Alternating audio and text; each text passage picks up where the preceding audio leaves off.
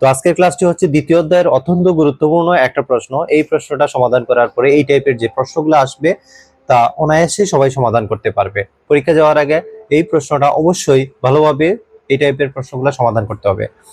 তো প্রশ্নটা আমরা লক্ষ্য করি, নিচের চিত্রগুলো লক্ষ্য করো। এখানে চিত্র তিনটা দেয়া আছে এবং উদ্দীপকের চিত্র তিনটা দিয়ে প্রথম প্রশ্নটা যেখানে বলছেন যে রাউটার কি।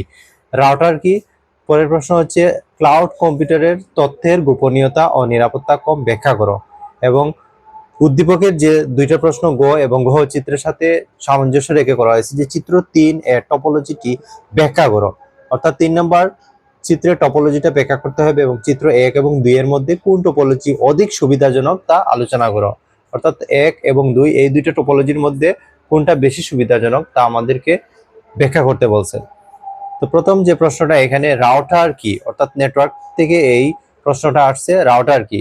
উত্তরটা যদি আমরা দেখি, রাউটার একটি নেটওয়ার্ক ডিভাইস, অর্থাৎ কম্পিউটারের নেটওয়ার্ক ডিভাইসের নাম হচ্ছে রাউটার, যা একাধিক নেটওয়ার্কের জন্য সংযোগ স্থাপন করে। অর্থাৎ একাধিক নেটওয়ার্কের জন্য সংযোগ স্থাপন করে, এতটুকু দিলেই রাউটার কি এই সংজ্ঞাটা এতটুকুই কভার হয়ে যাবে। তারপরে প্রশ্নটা ছিল এখানে ক, ক্লাউড কম্পিউটারের তথ্যের গোপনীয়তা ও নিরাপত্তা কম ব্যাখ্যা করো। প্রশ্নের ব্যাখ্যাটা আমরা একটু দেখি। ক্লাউড কম্পিউটারের তথ্যের জগতে নিরাপত্তার ঝুঁকি তৈরি করেছে।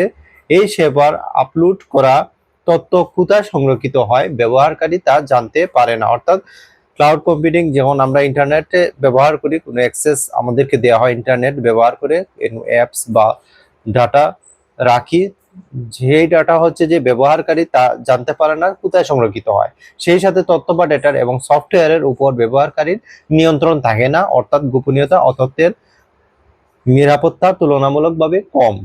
এই এতটুকু দিলেই হবে। 3 নম্বর যে প্রশ্নটা উদ্দীপকের চিত্রের সাথে রিলেটেড, চিত্র 3 এর টপোলজি ব্যাখ্যা করো। অর্থাৎ এই টপোলজিটা আমাদেরকে ব্যাখ্যা করতে হবে, এটাই বলছে।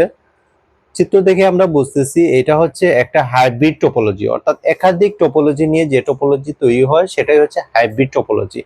এখানে আমরা একটা স্টার টোপোলজি দেখতে পারতেছি এবং একটা রিং টোপোলজির মতো, অর্থাৎ হাইব্রিড টোপোলজির একটা অংশ হচ্ছে চিত্র 3। তো ব্যাখ্যাটা আমরা একটু দেখি। চিত্র 3 এর টোপোলজি উল্লেখ হয়েছে, সেটি হলো একটি হাইব্রিড টোপোলজি। হাইব্রিড টোপোলজি আমরা জানি একাধিক টোপোলজি নিয়ে যে টোপোলজি তৈরি হয়, অর্থাৎ বিভিন্ন টোপোলজি যেমন বাস, রিং, স্টার, ট্রি ইত্যাদি সমন্বয়ে যে টোপোলজি গঠিত হয় তাকে হাইব্রিড টোপোলজি বলে। এবং চিত্র 3 লক্ষ্য করলে দেখা যায় যে এই যে চিত্র 3 আমরা যদি একটু লক্ষ্য করি এই চিত্র 3, তাহলে লক্ষ্য করলে দেখা যায় যে একাধিক অর্থাৎ বিভিন্ন টোপোলজি নিয়ে গঠিত হয়েছে, তাই চিত্র 3 টোপোলজি একটি হাইব্রিড টোপোলজি।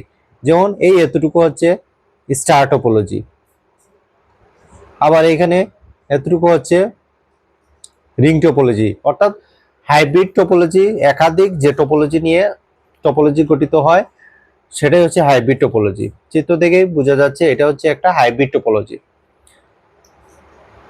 তারপরের প্রশ্নটা হচ্ছে গ্রহ, চিত্র 1 এবং 2 এর মধ্যে কোন টোপোলজি অধিক সুবিধাজনক। অর্থাৎ এইখানে একটা টোপোলজি দেয়া আছে চিত্র 1 এবং 2 একটা দেয়া আছে, দিয়ে বলছে যে কোন টোপোলজি অধিক সুবিধাজনক আমাদেরকে একটু ব্যাখ্যা করতে হবে।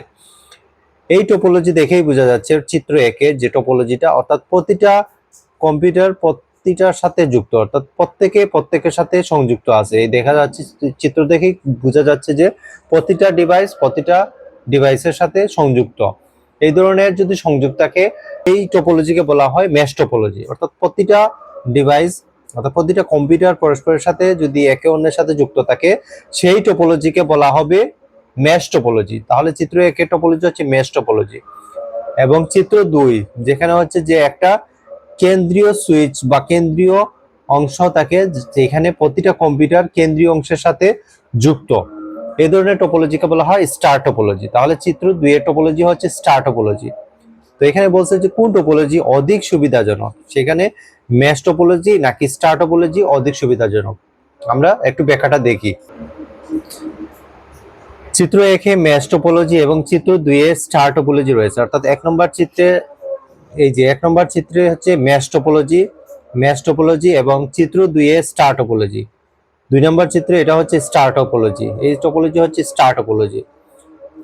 এর মধ্যে স্টার টোপোলজির ব্যবহার অধিক সুবিধাজনক, অর্থাৎ এই টোপোলজি স্টার টোপোলজির ব্যবহারটা অধিক সুবিধাজনক। এখানে যে টপোলজিতে প্রতিটি কম্পিউটার একটি কেন্দ্রীয় নিয়ন্ত্রণকারী ডিভাইসের সাথে যুক্ত থাকে তাকে স্টার টপোলজি বলে। অর্থাৎ একটা কেন্দ্রীয় কম্পিউটারের সাথে প্রতিটা কম্পিউটার যুক্ত থাকে তাকে বলা হয় স্টার টপোলজি। ফলে সংকেত আদান প্রদানে কম সময় প্রয়োজন হয়।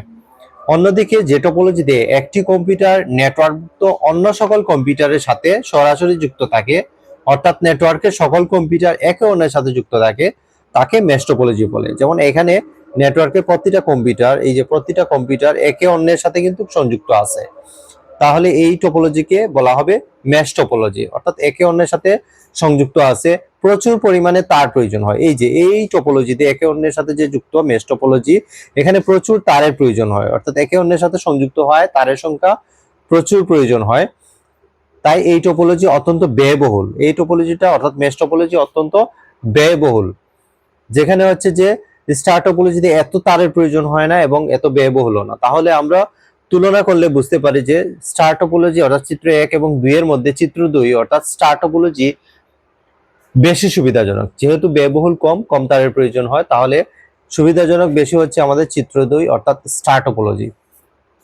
উপরে আলোচনা হতে বোঝা যায় মেশ টপোলজির তুলনায় স্টার টপোলজি অধিক সুবিধাজনক। এতটুকু আনসার করলে হবে। আশা করি সবাই বুঝতে পেরেছো। ধন্যবাদ সবাইকে। ভিডিওটি ভালো লাগলে অবশ্যই ভিডিওটি তোমার বন্ধুদের সাথে শেয়ার করে রাখবে এবং কোনো প্রশ্ন থাকলে তোমাদের মূল্যবান মতামত কমেন্ট বক্সে জানাতে পারো। ধন্যবাদ সবাইকে।